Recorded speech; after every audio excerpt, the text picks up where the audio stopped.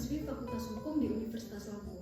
Pada kesempatan kali ini saya akan melakukan sesi wawancara dengan salah satu praktisi hukum yaitu Bapak Agusman Candrajaya, SHMH, selaku advokat. Selamat malam Bapak. Bagaimana Bapak kabar hari ini? Alhamdulillah sehat. Saya ucapkan terima kasih banyak atas ketersediaannya karena telah menyempatkan waktunya untuk wawancara kali ini Pak. Dan saya berharap dengan adanya pengalaman yang Bapak miliki, saya dapat memperoleh pengetahuan terkait dengan topik yang akan kita bahas, yaitu mengenai proses pembentukan peraturan perundang-undangan. Wawancara ini akan berlangsung dalam beberapa waktu menit ke depan. Izinkan saya untuk mengajukan beberapa pertanyaan seputar pandangan Bapak sebagai advokat. Ya. Baik, langsung saja pertanyaan yang pertama. Bagaimana pandangan Bapak mengenai pentingnya partisipasi masyarakat dalam proses pembentukan undang-undang, khususnya ditinjau dari perspektif praktisi hukum? Sangat penting ya, sangat diperlukan keterlibatan masyarakat ya. Karena pada hakikatnya undang-undang itu kan dibuat untuk kepentingan masyarakat juga. Jadi partisipasi masyarakat dalam proses pembuatan undang-undang itu saya kira sangat diperlukan, sehingga diharapkan undang-undang nanti yang diproduk gitu ya itu tepat guna dan tepat sasaran. Saya kira itu.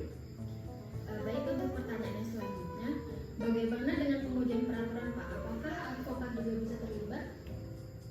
Sebetulnya semua pihak bisa terlibat dan bisa dilibatkan. Hanya persoalannya kan dikembalikan kepada panitia yang menyusun perundang-undangan itu akan melibatkan atau tidak. Jadi tidak ada halangan, semua bisa dilibatkan, terutama advokat ya, karena advokat itu dengan pengalaman praktisnya dia kan banyak menemukan fakta-fakta di lapangan terkait dengan penegakan hukum. Jadi saya kira sangat ideal kalau ada advokat ya yang dilibatkan dalam proses tersebut. Tapi memang tidak semua advokat ya, ada kriteria tersendiri. Saya kira begitu. Baik, untuk pertanyaan selanjutnya, menurut Bapak aspek apa yang menjadi tantangan utama dalam menjamin konsistensi dan kualitas peraturan perundang-undangan? Saya kira moralitas ya, karena penegakan hukum itu sama kan, penegakan undang-undang itu kan proses penegakan hukum. Jadi aspek penegak hukum itu yang menentukan. Dalam hal ini penegak hukum itu harus punya integritas keilmuan hukum dan punya integritas moral.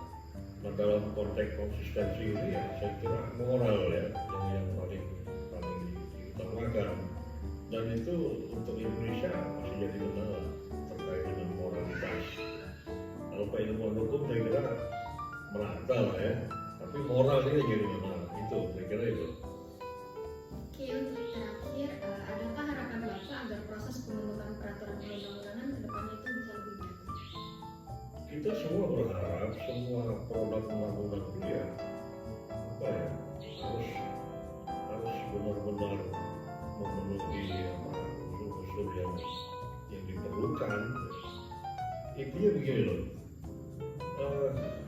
undang-undang itu kan sebuah produk ya, sebuah karya, dan kelak dia akan menjadi hukum.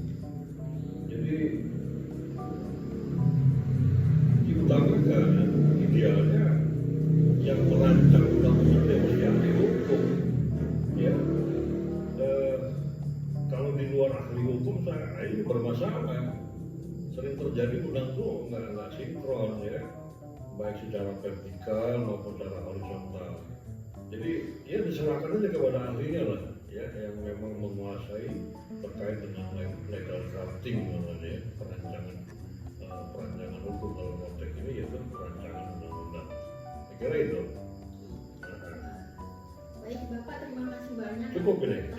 Iya, cukup. Terima kasih banyak telah memberikan penjelasan yang sangat bermanfaat. Sama-sama. Baiklah, saya Muntari Yunda Rahman, izin pamit undur diri. Saya akhiri. Wassalamualaikum Waalaikumsalam warahmatullahi